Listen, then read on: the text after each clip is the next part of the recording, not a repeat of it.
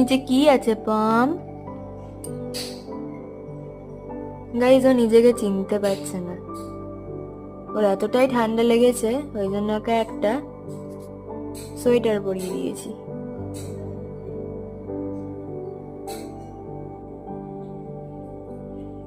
কি হয়েছে তোমার?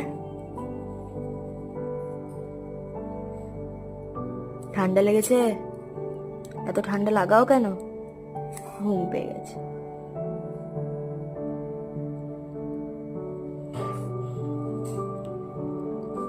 আর গোলুরও ওকে দেখে পছন্দ হচ্ছে না, ভাবছে ভাই এগুলো কি পড়েছে।